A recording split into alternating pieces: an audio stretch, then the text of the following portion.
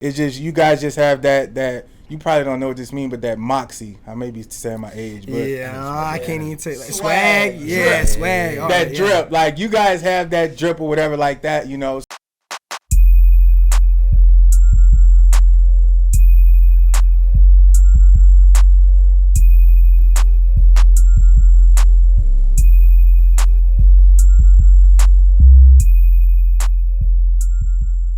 Hey, welcome.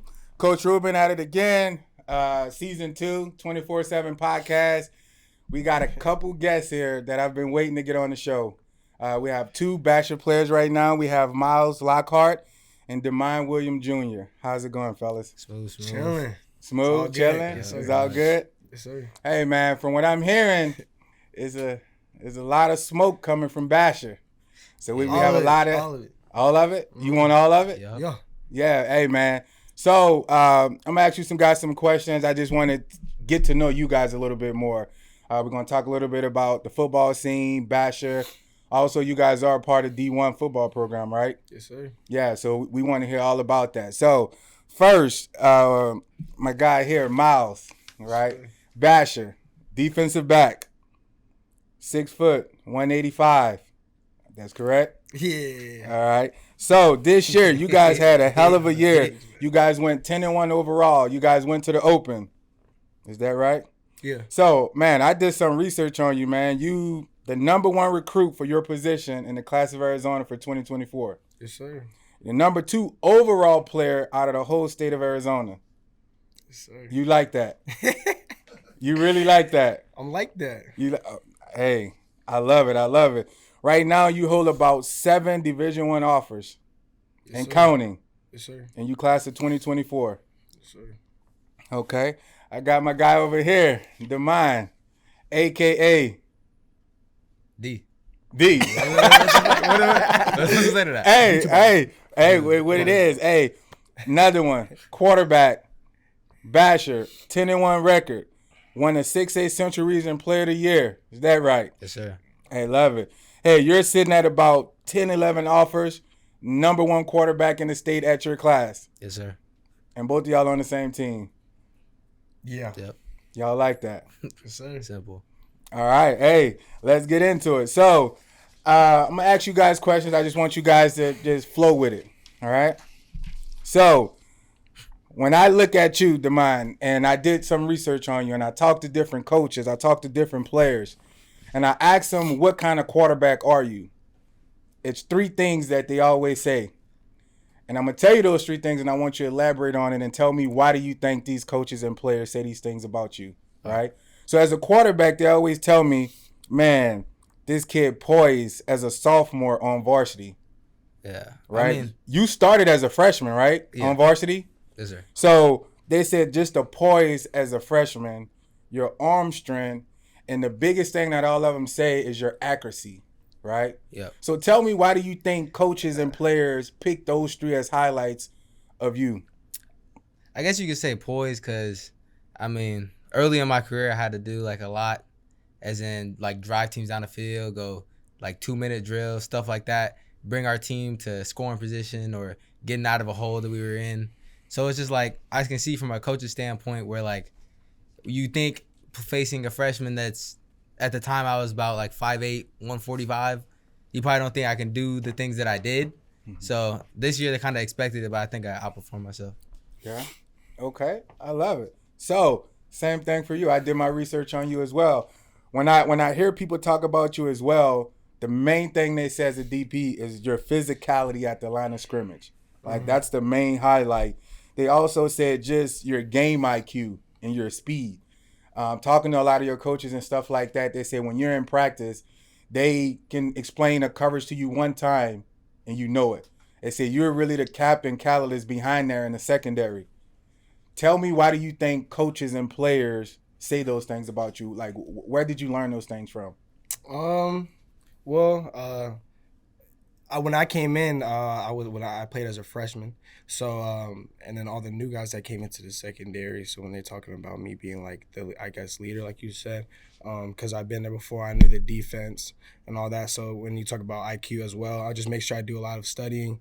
on the teams. Make sure I know the defense and everything, so I know that. And with physicality, I just like to set the tone. Make sure receivers know that I'm there. Oh, I love it, man. And then also, I'm looking at it. You had 64 tackles and 1 interception in 9 games as a freshman. How is that possible? I was just running down, hitting anything I could see.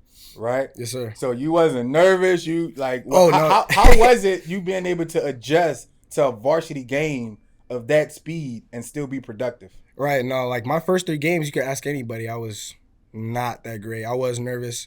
I was thinking, but I think I settled in and I just got comfortable. Got comfortable. Oh, man, I love it. So I'm going to come back to you, D. So Arizona has, over the last few years, have been really known for putting out quarterbacks. A lot of people may say this the quarterback state now. You know, you have your Spencer Rattlers, you have your Brock Purdy's, you have all those guys now. So the light is shined now on quarterbacks in Arizona, right? Yeah. So what I want to ask you is, how is it being a quarterback in this day and age in Arizona and feeling that pressure as a quarterback? Like, tell me every day when you go in there, like, do you think about some of the guys that has, you know, the Spencer Rattlers and the guys like that who've really set the tone for quarterbacks in Arizona? I mean, I feel like I'm like my own type of play style. Like, I don't think someone's came into this like state, this like AIA that's been not as productive as I am, but like the same skill set that I have to where I can run and I can pass. I'm not like the tallest, but I could be like one of the fastest like kids on the team type thing. Right. But like, I mean, yeah, same thing I was gonna say. So I'm gonna ask you about this. So I came checked out a couple of you guys' games. I was on the sideline, and I want to say this one game in particular, which is the Highland game. To me, that was like one of the best games in Arizona that I've seen. I mean, very hard hitting. Yeah. And I can tell from the beginning, they had in their mindset, if we hit him, he's going to quit. And I have never seen you get hit that many times and get on the ground. And I mean, every time you got back up. And I paid attention to it. What you did was you got up, went back to the huddle, dapped your lineman off, hit him on the head. Come on, we got this, we got this. A lot of other quarterbacks would have lost their poise and like, come on, let's go get on the sideline, you know, scream, yell, and everything like that. You was really able to keep your poise. And no matter how many times they hit you, you got back up.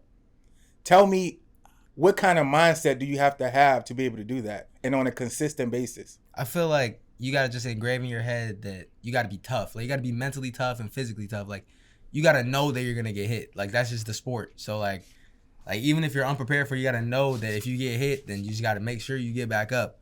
Because, like, 9 times out of 10, it's not going to be like a gruesome injury where you just lay there on the ground the whole time. Because if it is, then I think if it's not your legs, you can get back up and go to the sideline and figure it out. Okay. All right. So I'm going to come back over to my guy over here. So I see you have a lot of history in your family of people who play football at the highest level, right? So tell me, what's it like to be a 4-star recruit at an early age, knowing that your dad played football at a high level as well? Like, do you feel any kind of pressure or anything like that? Or is this something that you're trying to pave your own way? Yeah, no, I don't really feel any pressure for that. It's just, he always tells me just focus on what I have to do. Don't look what he did or anything like that. He just wants me to be the best I can be. But I really don't look at the 4-star and all that. It really means nothing to me at the end of the day. Okay. And a lot of places I look, 247 Sports, a lot of the recruits and things like that. When I hear your name in the state of Arizona, when they're talking about top players, I hear you a lot, especially with the 2024 class. And a lot of people say you're an athlete. So you play both sides of the ball. Yes, sir. Tell me which one is your favorite and DB. why. DB for sure. DB. I feel like there's nothing like locking up a receiver, getting an interception, like scoring touchdowns is cool and all that, but right. I feel like there's nothing like that. Like defense is really what sets the tone. So you guys about to play. Right. Coin toss go. They receive the ball. It's your turn to go in the field. You putting on that helmet. What's the mindset? Hold up before you answer that. You're playing Williamsville. You have Kyler Casper on the other side. Mm-hmm. Coach tell you he wants you to follow him wherever he go. What is your mindset? Knowing that you have another 4 or 5-star recruit on the other side of you. Right. I don't when it comes to things like that, I really don't look at like what stars you have. I really don't care about that. It's just a football player at the end of the day. So we gonna bang and we gonna see who's the best really at the Right. end of the day. That's what it's about. Yes, sir. Hey, that's what I love to hear. So, back to my guy over here. So,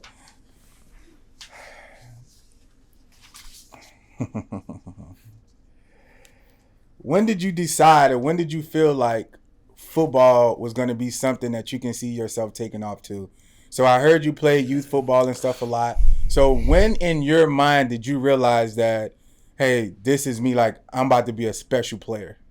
I don't know if it was ever I was gonna be a special player, like something that in my head type thing. Mm-hmm. But like as I got older, I progressively got better. But there was like a year where I kind of like solidified myself as like I was gonna be like a good dude type thing. Right. But I didn't know like what position I was gonna play. I just knew I was gonna be like a good football player. Was in like second grade, because like my first 2 years in like kindergarten and first grade was like rough years. Like it was like growing stages of football where like you had to take hits and like just learn the game first before you actually get going type. Right. So, kind of just like Miles growing up, I hear your dad was a really good athlete as well. So, do you feel as though him being a great mentor, being a great coach, different things like that, do you feel like any pressure, especially with seeing him on the sidelines, every game he's there, every time you look up, he's there, he's supporting you. Do you feel pressure with him being there all the time? No, I don't feel pressure because I feel like that's how it's been like my whole life. So it's not really nothing new, but it's just like I really appreciate that he's always there. So like if I ever need anything, he's there. Right. Okay. And then I know also you guys play for D1, which is a nationally known ranked 7-on-7 organization, and your dad is the coach of that team as well. Yeah. Right. So how do you be able to transition from 7-on-7 when you're playing for D1 to now it's tackle? Now you have a whole different coaching staff. I don't think it's like too different. Mm-hmm. I mean, it's just like it's two totally different things. Like I feel like 7-on-7 and tackle is two completely different things. So Right. I mean, going into tackle, you have a different mindset than you are going into sevens type thing. Okay. So we're gonna stay on the 7-on-7 aspect of it a lot right now. Okay. So I'm gonna ask both of you guys this question.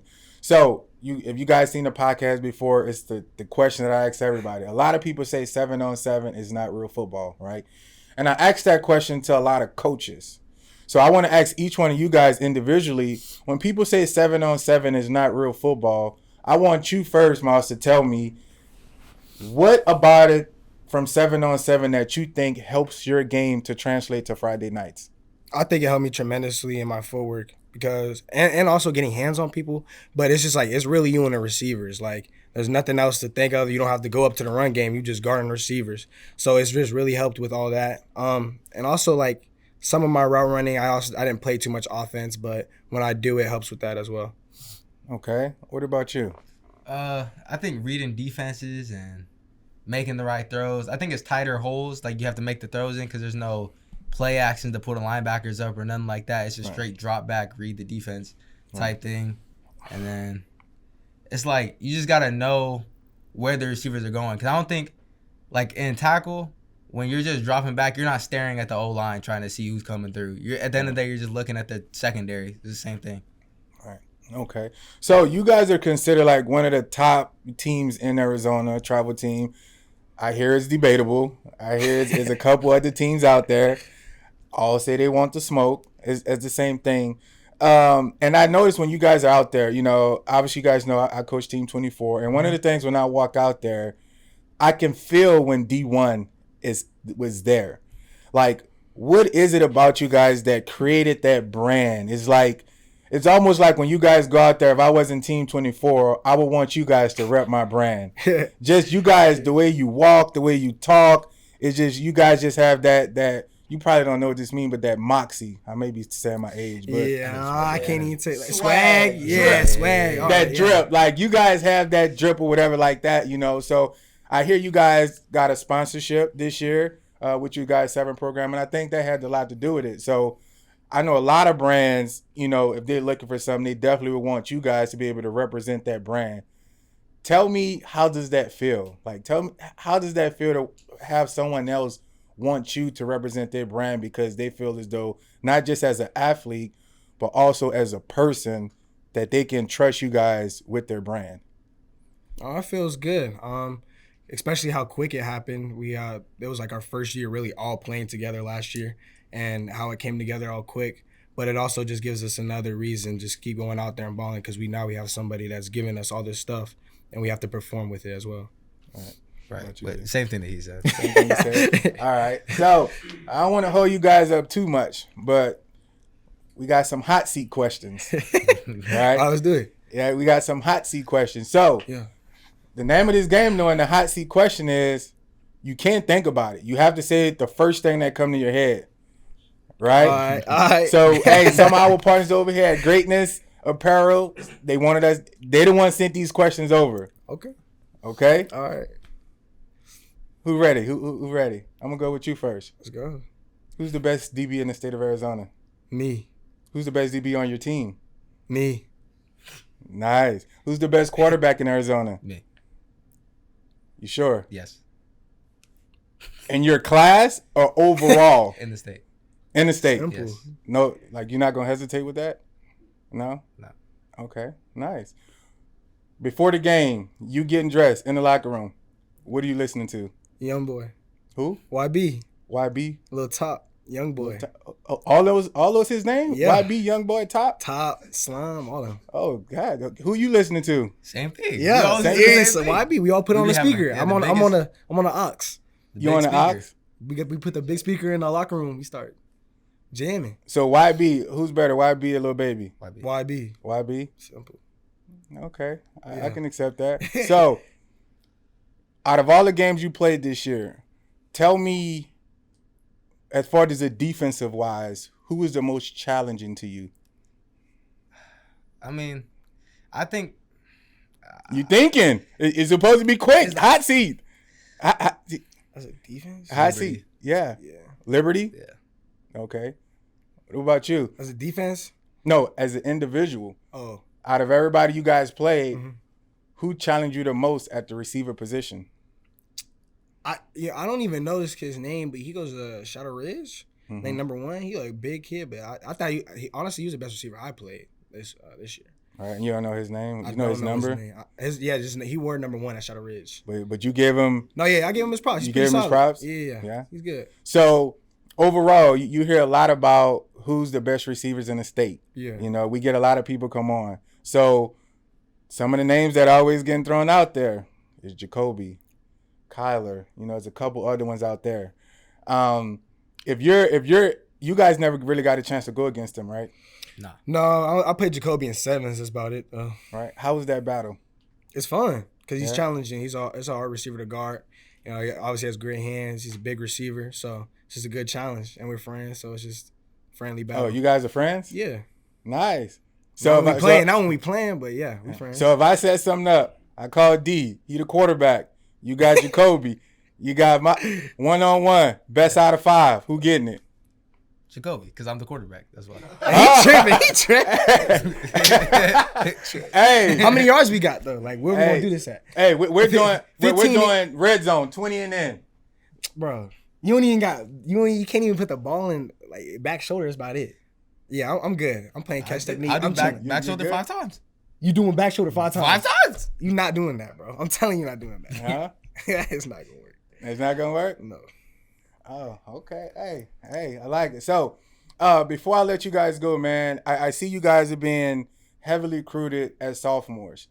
Kind of tell me a little bit about your experience in the process of all that. Like, has it really kicked in? Is it a surreal feeling? Are you looking forward to more offers? Kind of tell me about how does that feel? I think like it's like the first one really means a lot, and then Sure. like after that first one, it's kind of like you just waiting because nothing's really official until you sign in your senior year or senior year at the end of your senior year or whatever. So it's like it's really just a waiting game. Like nothing's gonna come just crazy fast all the time. Like you're not gonna get every offer you want your freshman year or your sophomore year. Not even when you sign, type thing. Okay. Yeah, I learned it's a long game you gotta play. But I think it's just getting started for honestly both of us. We're both still really young, but man, I mean, I'm not really we're not really like big on just like we want offers and all that. We just play the game, and then if the offers come, then the offers come. Right. Okay. So before we head out as well, tell me if all our viewers, coaches, everybody that's listening, if we have some people that's on the fence about reaching out to you, or giving you any kind of offers or anything like that, tell me in a few words, what kind of player are you on the football field, and also what kind of player are you individually? I mean, I'm tough. I'm fast. I can throw a good ball. So it's just like, you just got to look at the film at the end of the day. I mean, the film doesn't lie. So just things like that. And then, like, as a person, I just bring, like, positivity. I don't talk a lot. I just, like, I'm always in the film room type thing and always trying to fit in wherever I can. Right. So if I was to go in your locker room and ask all of the players, give me one word that describes you, what would you think that word be? Low key. Some of the players think I'm weird a little bit. Oh, I thought you were about to say low key. Oh, they think you weird. Sometimes. Mm-hmm. Sometimes. Depends. Because I have like a different personality than a lot of people. So like, you bipolar. So like if someone don't know what?